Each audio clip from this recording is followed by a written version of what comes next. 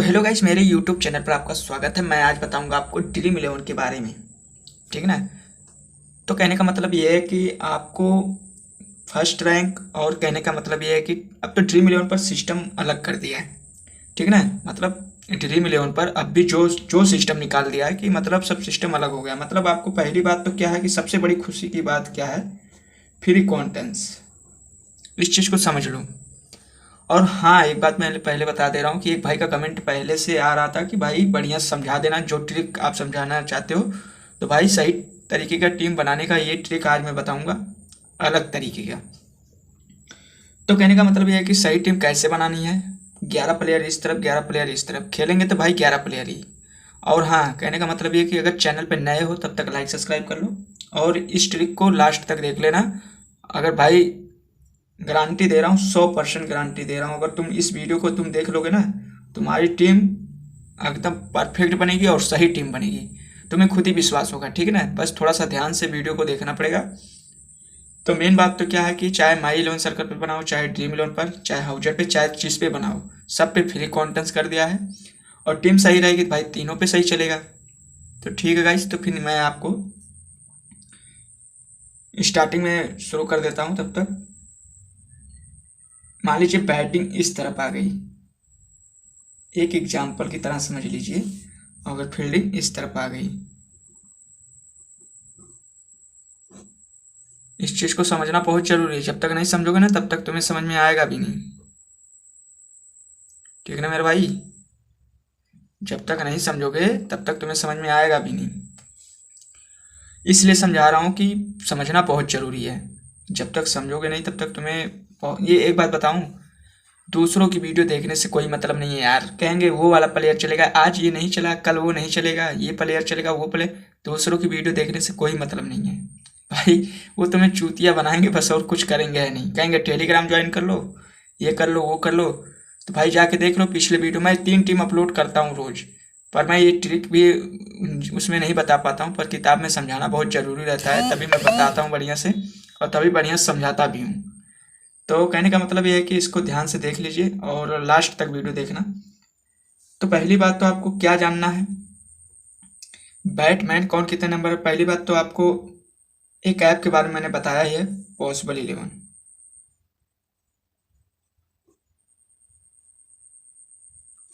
Possible 11 को तुम download कर लेना है। इसमें आपको बैटिंग, बॉलिंग, स्ट्राइक रेट और क्या नाम से बॉलर, और अगर ये वाला ना डाउनलोड हो तो ये वाला कर लेना। ठीक ठीक, इसमें तुम डाउनलोड कर लेना क्रिकबाज। अगर ये दोनों में से डाउनलोड कोई भी कर लोगे तो आपको प्लेयर के बारे में मतलब पूरा फर्स्ट क्लास पता चल जाएगा। मतलब पूरा जितना भी प्लेयर ड्रीम इलेवन पर है सब के सब पता चल जाएगा। ठीक ना। तो इसकी वजह से आपको ध्यान से समझना होगा, ध्यान से लास्ट तक वीडियो देखना होगा। जब तक प्लेयर के बारे में नहीं जानोगे तब तक तुम सही टीम बना नहीं सकते हो। और सही टीम कैसे बनाओगे, पहली बात तो आपको जानना पड़ेगा स्ट्राइक रेट। सिर्फ एक बात जानना बहुत जरूरी है, सिर्फ एक बात आपको मैं बता दे रहा हूँ, स्ट्राइक रेट जानना बहुत जरूरी है। फिर बैटिंग कौन कितने नंबर पर करता है ये भी जानना बहुत जरूरी है। फिर बॉलिंग कौन कितने नंबर पर करता है, ऑलराउंडर बैटिंग कौन कितने नंबर पर करता है, ये जानना बहुत जरूरी है। मतलब ऑलराउंडर बॉलर जो भी हैं, मतलब बैटिंग फील्डिंग नहीं, मतलब बैटिंग और बॉलिंग कौन कितने नंबर पर करता है ये जानना बहुत जरूरी है। ठीक ना। तो लास्ट तक वीडियो देखना। तो अब करना क्या है, सही टीम कैसे बनेगी, और गारंटी के साथ भाई मैं टीम बना के आपको दिखाऊंगा, और इसमें आपको खुद ट्रिक में बताऊंगा। तो पहली बात तो आपको, जैसे मान लीजिए एग्जांपल में 2 लोग ओपनिंग में उतरते हैं, बैटिंग की तरफ से हम स्टार्ट कर देते हैं। तो बैटिंग की तरफ से हम स्टार्ट कर देते हैं, तो फिर उसके बाद आपको जैसे मान लीजिए बैटमैन होंगे या ऑलराउंडर होंगे या विकेट कीपर उतरेगा, अब कौन उतरेगा ये तो नहीं पता है। हो सकता है भाई बॉलर ही उतर जाए। पर मैं जैसे एक एग्जांपल इसलिए मैं बता रहा हूँ, जैसे मान लीजिए खेलेंगे, कोई भी जो भी ओपनिंग करने आएगा वो बैटमैन अच्छा ही रहेगा। बैटिंग की तरफ से मैं बता रहा हूँ। तो मान लीजिए जो ओपनिंग में आएंगे 2 लोग तो बैटिंग करने के लिए जाते ही हैं, पहले ध्यान समझ लीजिए। 2 लोग बैटिंग करने के लिए जाएंगे ही, तो मान लीजिए वो बैटमैन ही रहेंगे, अच्छे बैटमैन रहेंगे। और खासकर मैं पहले बता दे रहा हूँ, इस चीज़ को बहुत ध्यान से समझना, बहुत ही बारीकी तरीके से। सबको समझ में नहीं आती है, पर अलग तरीके का टीम बना रहा हूँ, अलग तरीके का ट्रिक बता रहा हूँ, ये कोई नहीं बताएगा। पहले बता दे रहा हूँ। अब जैसे दो लोग ओपनिंग करने आते हैं, अब इसमें अब किसको लेना है किसको नहीं लेना है। अब स्ट्राइक रेट कम है किसका ज़्यादा है, इसका स्ट्राइक रेट पहले पता करना होगा। जैसे कोई सा भी प्लेयर होगा तो उसका स्ट्राइक रेट पहले पता करना होगा कि भाई कितना स्ट्राइक रेट इसका है और कितने बैटमैन है। पहली बात तो बैटमैन मान लीजिए हो सकता है विकेट कीपर हो, ठीक, मान लीजिए ऑलराउंडर भी हो सकता है, चौथे 5वें नंबर फिर बैटमैन और हो सकते हैं, ठीक ना। बहुत ध्यान समझना बहुत ज़रूरी है।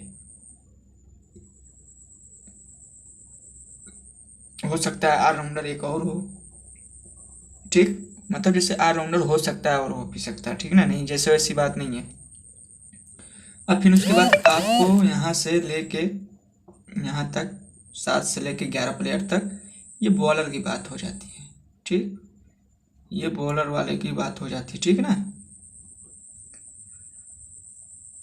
इसे समझना बहुत ज़रूरी है, जब तक नहीं समझोगे तब तक कोई मतलब नहीं है। अब ये बॉलर बात होगी, इसमें कोई कुछ करने की ज़रूरत नहीं है। आपके ये बॉलर अलग हो जाते हैं, ठीक। तो ये आपके बॉलर हो जाते हैं। फिर उसके बाद आपको करना क्या है, अब हमें किसको लेना है किसको नहीं लेना, कितने नंबर वाले प्लेयर को लेना कितने नंबर प्लेयर वाले को नहीं लेना, तो इसमें समझना बहुत ज़रूरी होता है, ठीक है ना। तो अब इसमें करना क्या है, हमें अगर पहले ओपनिंग वाले का देखना स्ट्राइक रेट, जैसे मान लीजिए अब इसका स्ट्राइक रेट है 150 स्ट्राइक रेट है, अब इसका है 120 स्ट्राइक रेट है, अब इसका विकेट कीपर वाले का है 140 स्ट्राइक रेट है, ऑलराउंडर का 200 स्ट्राइक रेट है, फिर बैटमैन आ गया मान लीजिए 105 104 स्ट्राइक रेट है, फिर ऑलराउंडर का फिर आ गया मान लीजिए 150। बॉलर की तो बात अलग होती है, बॉलर तो कभी कभार टिक जाते हैं नहीं तो कोई बात नहीं है। अब इसमें करना क्या है आपको, 20 ओवर वाला मैं बता रहा हूँ, ध्यान समझना।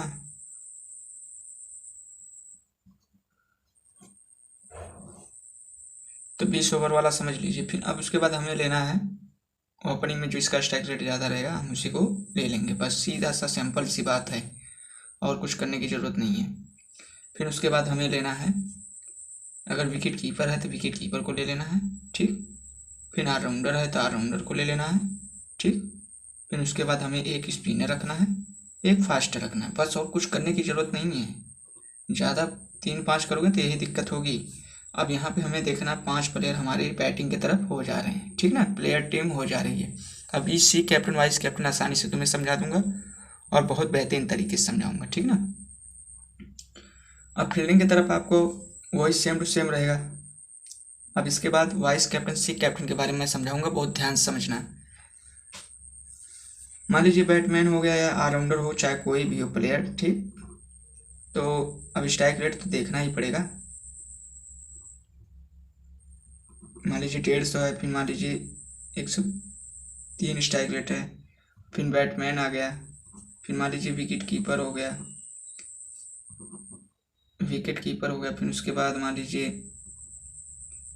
बैटमैन हो गया, फिर हो सकता है और ऑलराउंडर हो, फिर बॉलर की बात छोड़ दो यहाँ पे। अब यहाँ पे अब आपको करना क्या है, जिसका अगर ओपनिंग में जिसका स्ट्राइक रेट ज़्यादा रहेगा उसको तो लेना ही पड़ेगा। अब ऑलराउंडर है तो ऑलराउंडर ले लेना, या विकेट कीपर आ जाएगा तो विकेट कीपर का अगर स्ट्राइक रेट अच्छा रहेगा तो उसी को ले लेना। बाकी मिला जुला के ओपनिंग में जिसका स्ट्राइक रेट ज़्यादा रहेगा उसी को लेना है, बस सीधी बात।